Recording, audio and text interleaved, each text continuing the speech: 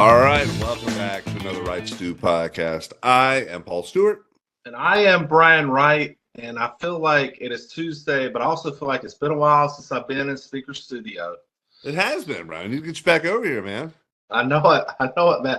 Life for both of us gets really busy this time of year with sports. With 4 and 3 kids, I am now coaching. Had the draft last night for my daughter's 7 and 8-year-old coaches pitch team, so it's co-ed league. I tried to get a team of all girls, but didn't work. I've done it before. It works out. I did this with my oldest daughter, and as it turns out, we were pretty competitive. But sure. Yeah. On that team, so my daughter who's playing college softball, another girl who's playing college softball, another girl we had like 3 or 4 college softball players on that team.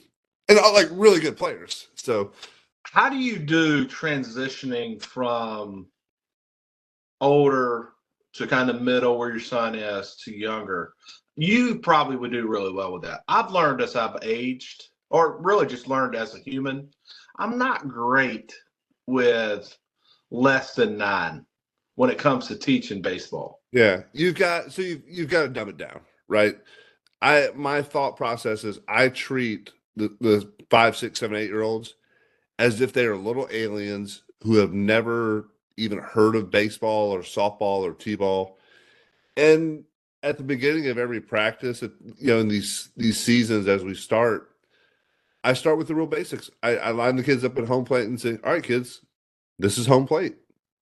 This is the foul line. If the ball goes to this side, it's fair, then you run. If it's to this side, it's foul and you try again. We run to first base. We run to second. So like basically teaching them what the things are on the field, almost as if like you were at work and you sold something to somebody and you were explaining like this knob turns it on. This knob, just teach them, hey, when we play first base, we don't stand on the base, we stand to the side of it.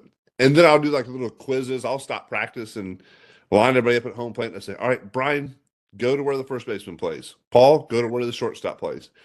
And so drilling it in their head and teach them what the positions are. And I think it helps. And I hope it helps as they get older and when they are playing at the next level, the coach is like, oh, this little kid must have been coached pretty well because they know the positions. And then it's a lot of fundamental and trying to make it fun, break it up into stations. It helps to have parents who are willing to be assistants or volunteer or kind of step out and help out. And some of, like we've talked about this before, I'm kind of trying to coach them as well and how to do things. So, but it's fun, man. It's definitely a different level of energy, different level of focus. You got to keep things moving. You can't just, hit ground ball. And I saw that early on with a couple, when my younger one or older ones were playing. Coach was just trying to, hey, go play catch. Like, go play catch. Yeah. Get hit in the face. You got to teach them how to catch. Hey, tell me this. How did you guys do the draft? Was there an evaluation period, or is there a, somebody in the corner that knows these people in advance and trying to hustle you right now? Yeah. So we talked about, and we missed evals, which were this past Saturday. So had nothing. But there's 7 teams in the league, and like 3 or 4 of the guys came back and like, hey, all these kids played with me in the fall. They want to come back.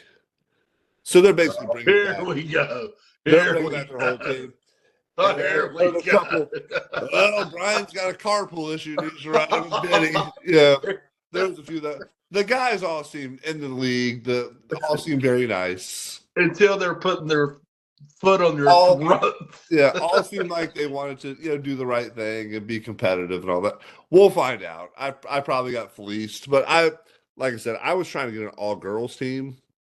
How close did you get? I was like, just give me all the girls. I ended up with what would be worse if you got like 90% girls and you had like 2 boys? Well, that was kind of what was going to happen. And then I was like, man, I don't want to have. Because I know how boys are at that age. And for sure. How parents are with that. Like, oh, we're on the girls' team. Oh, yeah. And my son would have been like that. Yeah. I think yours would have, too. So we ended up with five boys and 4 girls, which is it's a fair mix. I think there's only 9 players. You're playing with 9. Yeah. Well, they try to get more reps in, that sort of thing. So it'll be good. But so today is kind of a unique. It's hard to call it a special day, but a day in my family, right? So my nephew, when he was very young, had this issue where he actually found out it turned out to be Addison's disease, but he actually like flatlined, like actually like died like a couple times. His heart stopped, and they had to bring it back. It's a whole story. I don't want to get into the whole thing, but it was really crazy traumatic time for the family. He is a healthy young man now, doing great. Has like some things, other things, but not related to that. But great young man, absolutely love him to death. He's about to graduate from college, going to do great things. Um, but that happened on March 4th, right?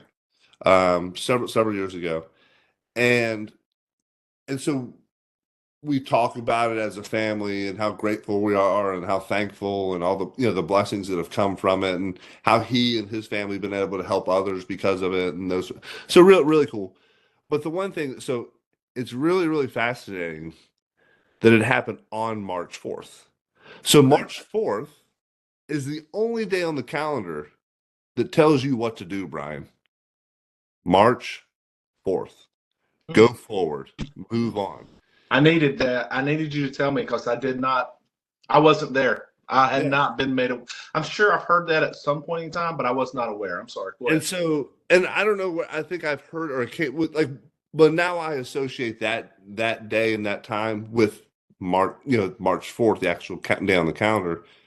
And it's kind of like the spring train. It's like, hey man, there's hope. Like March 4th. Like take this day, do something great with it.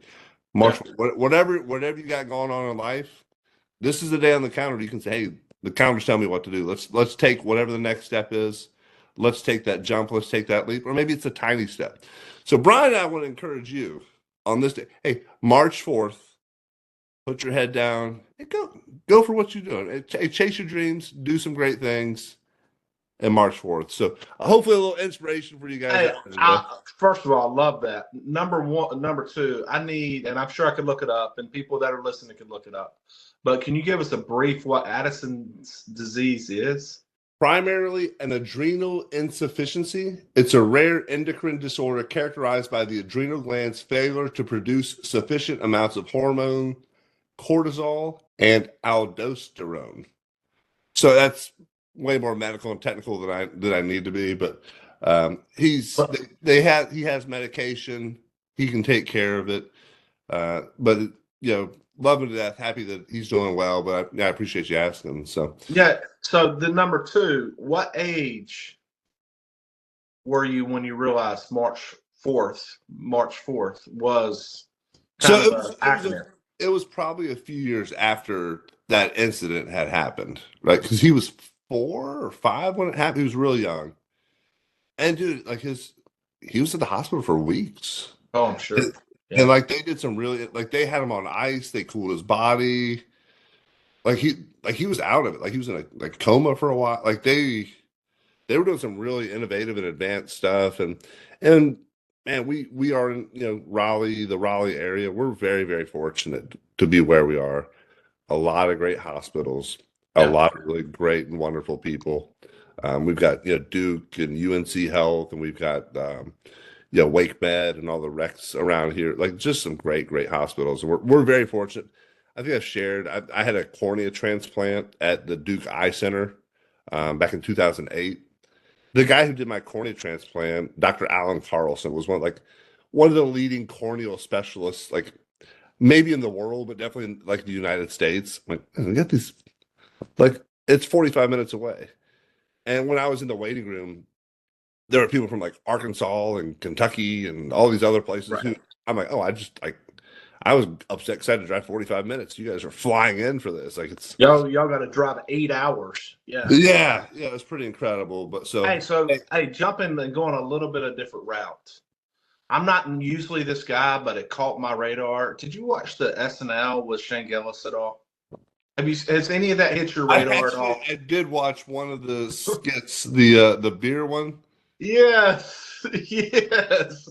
The beer me and the what was the Kimi or what was it? Hit me. What was the cocaine one? Oh, a little bump. Little bump.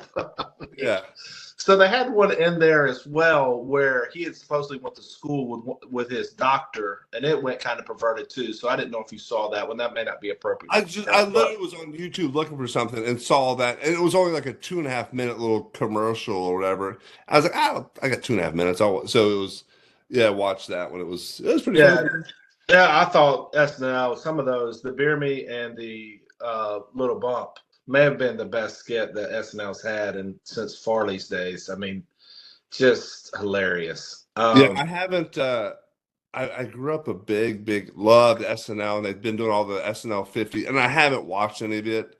I've had time, but I want to have some like Paul time where it's just me.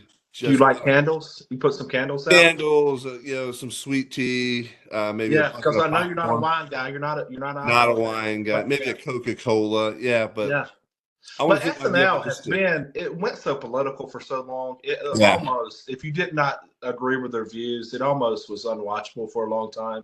And now, at times, at least when Shane was there, it was a little perverted. Not a little, a lot perverted. Yeah, Shane's a little over the top too, though. So he's Yeah, but yeah, dude, I grew up loving SNL, but it's just been okay for like 20 years, It's unbelievable it's been on that long, since like 1975. I mean, it's really 50 years, 50 years. And well, the thing about it, I think the right age to be introduced to that is really kind of like 13, 14. And I think watching it without your parents. Yeah, staying up late, or well, now it's on YouTube or Hulu or whatever the day after. But it used to be kind of a commitment. It was kind of a big deal staying up late to watch it. You're doing something a little rebellious maybe.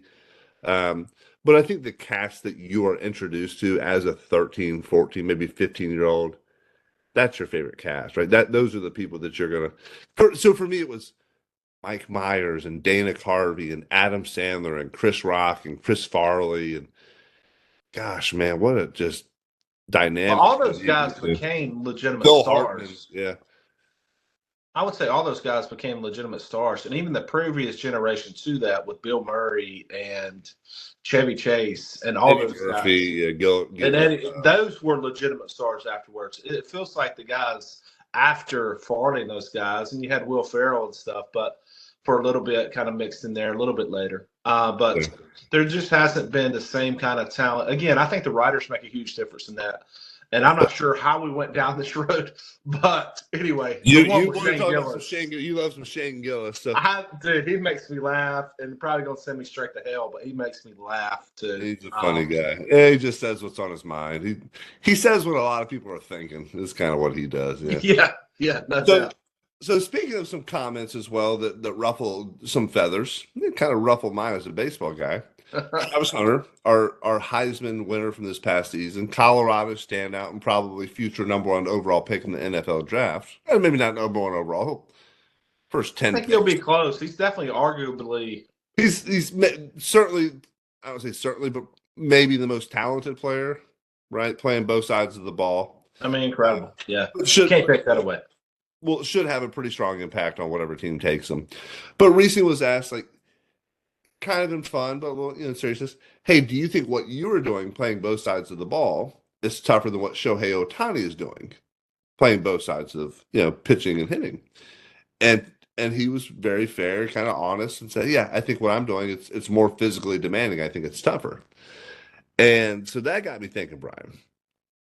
And I will die on this hill, and I think you probably will as a baseball guy. I will say that you take baseball players and put them on the football field, and they will compete and find a way to be relevant, help their team win. You can't say the same thing about a football player in the baseball field. I don't think it just doesn't translate. I've seen too many guys, especially in high school, and I'm sure you probably saw some in college that were kind of burners and had some speed. Like, let's put them in the batter's box. Let's just teach them to slap and get down that line. And then you do that, and they have no hand-eye coordination, or very little. And then you put them in the outfield, and they can't read the ball off the bat. Yeah, which is really odd because they're reading football. Yeah, it seems like they would be able to, but no instinct in the outfield. It's like, man, I'd rather have some fat slow kid out there who can read a ball. At least they'll get to it or get close. So anyway, so that got me thinking. If we were to take some current Major League Baseball players, which ones would we take, and where would we put them? Well, are we playing flag here? Or are we playing? Here's the thing here's the conclusion I came to. First and foremost, it would have to be a 7-on-7, right? Because the Major League Baseball players, you're not going to have offensive linemen realistically, or interior D linemen, right? Maybe a couple, but you're not going to have those positions are very specific to that sport. I think you could probably get some guys who could do it, the bulk up, all that sort of thing. And so we're talking as the players currently look. So it's more of a 7-on-7 kind of game. So let me pull up some of the names I have for you here, Brian. All right, and these are what happened for some of these guys. So the first guy that comes to mind, I think, for a lot of people, 6'8" outfielder for the New York Yankees, guy named Aaron Judge. That wouldn't have been my first. That wouldn't have been my first. To mind. Yeah, he was being recruited as a tight end by Notre Dame, Stanford, UCLA, had D1 offers. But I mean, Aaron Judge as a tight end or an edge rusher, I feel like he'd be pretty good, right? Oh, there's no question. There's no question. And I think there was somebody who went to high school with him, and they saw him like in football, and he's like, oh, he's definitely going somewhere for football. And there's like, he's better at basketball. And so they saw him play basketball. Oh, he's definitely going somewhere for basketball. He's better. And then they're like, no, he's a whole different level of baseball. And then he's talking baseball. It's like, dude, what can't this guy do? Dude, yeah. Clearly, I think historically, baseball is such a skill sport. Even throwing is such a skill that has to be developed. It just takes so much time. And clearly, the football players are great athletes. But anyway, keep going with your list. I've got a handful too. So a teammate of Aaron Judge's, Giancarlo Stanton, actually had an offer from Pete Carroll at USC. Pretty good athlete. Put those two on the edge, rushing the quarterback. Now we're doing 7-on-7, right? Are they? Yeah. Well, I'm just saying those guys are both tight ends, right? Stanton can't stay healthy now. He runs like pulled hamstring. He is actually. You probably have to take Stanton off that list. I've seen him go second to home, and it looks like it in at one time. I would agree with that. How about you think about if we're going 7-on-7? I'm thinking Trey Turner. I'm thinking Mookie Betts. I'm thinking. Yeah. Well, so I pulled this up. This was interesting. Statcast. I think we may be on the same thing. Are you going home to first? Well, I'm doing the sprint speed leaderboard. Okay. And so the other thing I did is I looked at the fastest runners in the NFL. So kind of the difference. So baseball, you don't get fully wide open in baseball like you do in football. Oh, you don't think so? You don't think by 30 yards, which is 90 feet, you're pretty close to wide open? You should be, right? But you're constantly you're rounding.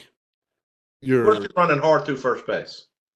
Running hard. Maybe that's probably the only time you're ever truly a ground ball to shortstop. Ground ball. Yeah. That's the only time you're truly ever. And if you're playing a regular season game, you're probably not getting the full speed. Most guys aren't getting the full speed. There's a handful that play hard.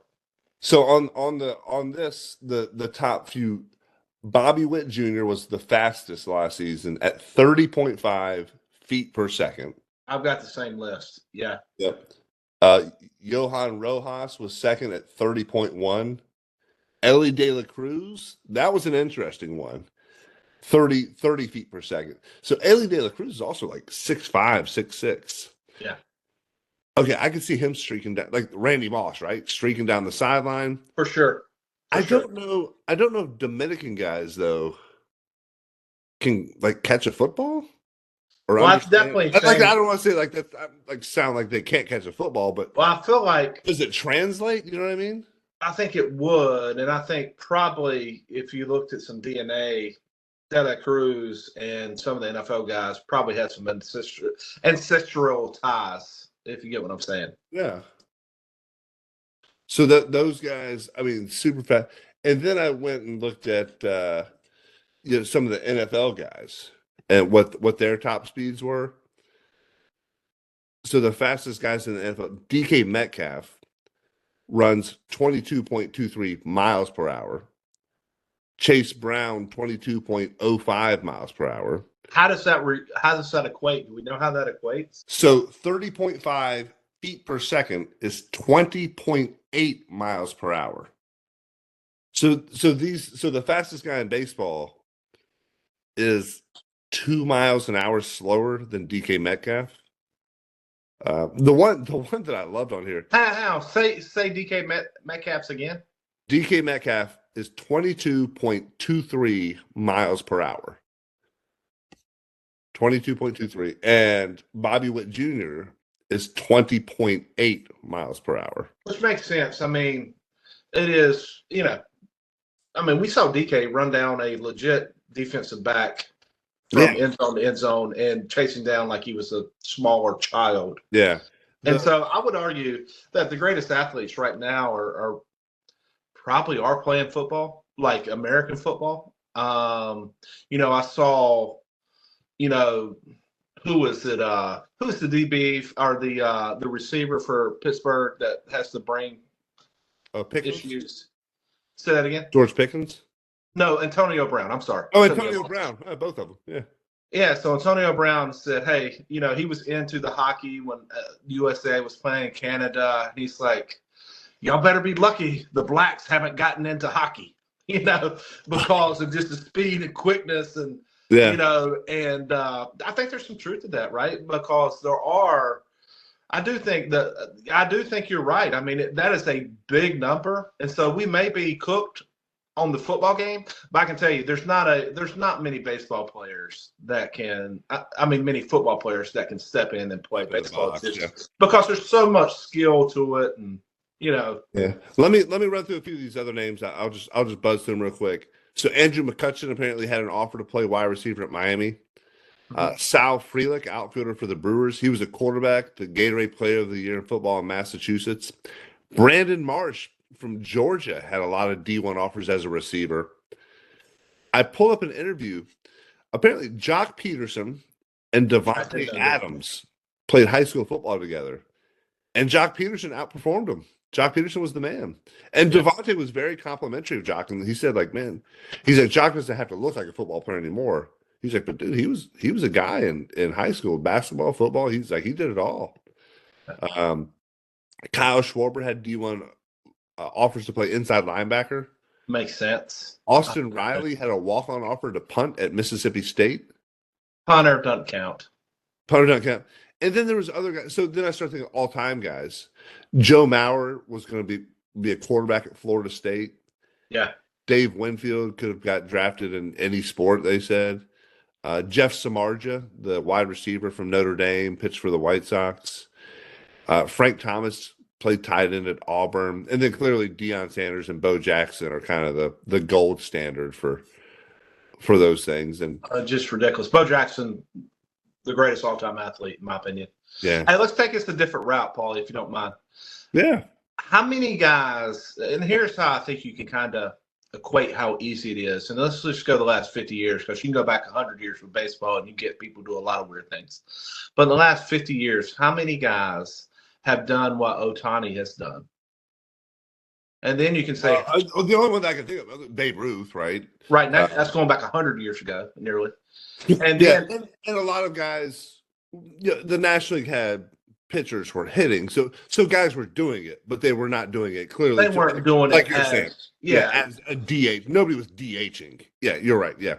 So last 50 years, nobody comes to mind. Nobody. Yeah. So you've had one guy. There's been other guys that have done the role of playing on both sides of the ball. I mean, they're it's rarity and it's special when they do it. I think about the Michigan player who won the Heisman as a DB. Oh, Desmond Howard. No, dadgummit, I'm an idiot. Desmond Howard did. Charles Woods.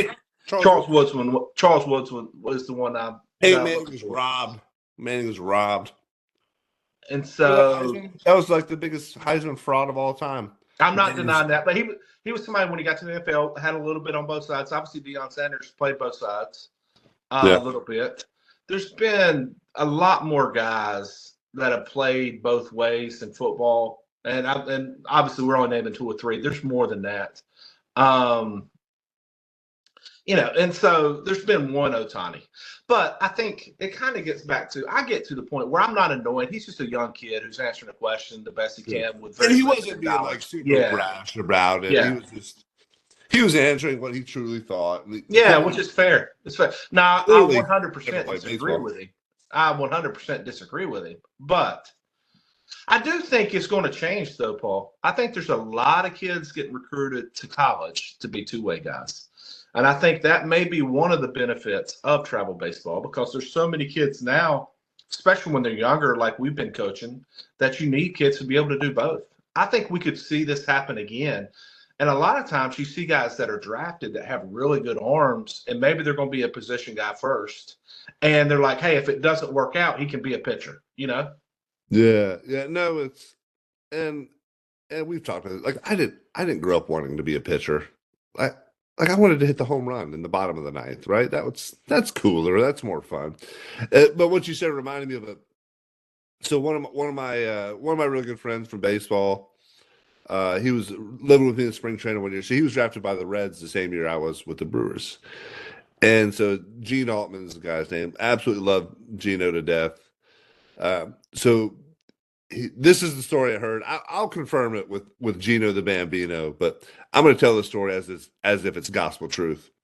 So the story as it goes, or the legend, was they got to Plant City. Everybody gets drafted. You go to the Florida or the Arizona side. You hang out for a couple of days, and you go to short season. So Gino, they're there doing the meeting, and they're talking about, here's what we're going to do today, this and that. Pitchers head to field one, position players stay here. Everybody breaks, and he's just standing there. And somebody comes, hey, Altman, what's the deal? He goes, hey, man, did y'all draft me as a pitcher or a hitter? I don't know. And so, well, you're a pitcher, so he jogged on over to the other field, but that's the mentality. Like that was clearly like a stretch, right? But most guys, I batted 3 or 4 hole in high school. I think a lot of pitchers did. Like people talk about POs now, pitchers only.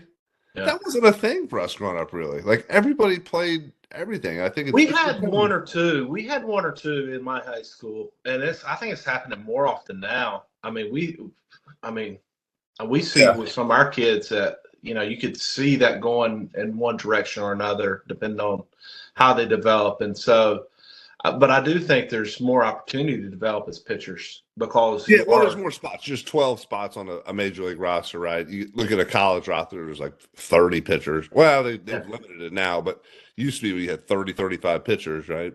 Well, I don't know if you ever had that number, Paulie.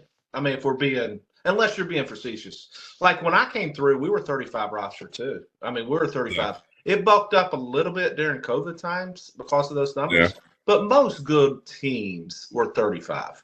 But you would have, to argue your point, you would have 20.